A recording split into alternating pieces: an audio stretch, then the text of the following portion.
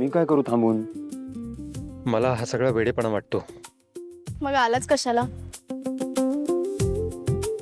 जय, हा वेडेपणा नाहीये, ही श्रद्धा आहे. तुला सत्यवान सावित्रीची गोष्ट माहितीये का? आजी, त्याचं सोड, तू मला सांग.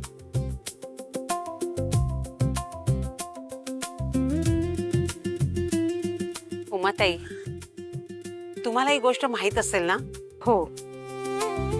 काय मी सांगितली असती, पण अलीकडे बऱ्याचदा विसर पडतो मला, आणि तेजस्विनीला तर माहित नसेल, तर तुम्ही सांगता का?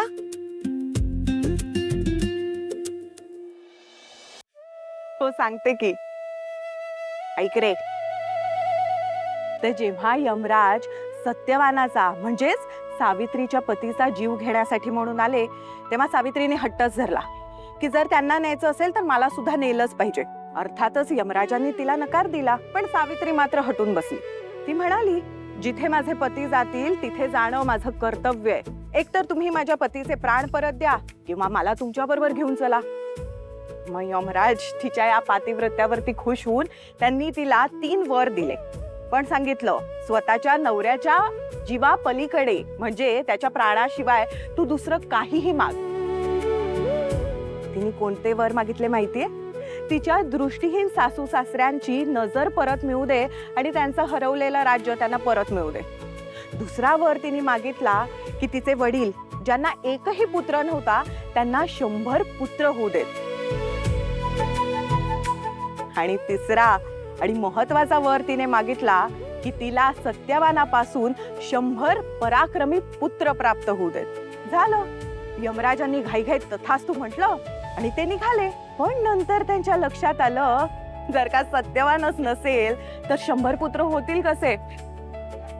नाईलाजांनी त्यांना तिच्या बुद्धीपुढे हात टेकावे लागले आणि सत्यवानाचे प्राण तिला परत द्यावे लागले.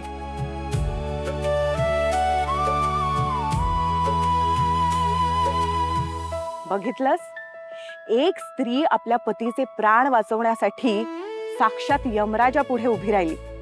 कुठल्याही प्रकारचं शस्त्र नाही, शक्ती नाही, फक्त धैर्य, बुद्धी आणि स्वतःच्या पतीप्रती असलेलं प्रेम ह्याच्या जोरावर तिने मृत्यूला हरवलं आणि आपल्या पतीला परत मिळवलं. म्हणून आज देखील स्त्रीला सावित्रीचं रूप मानलं जातं.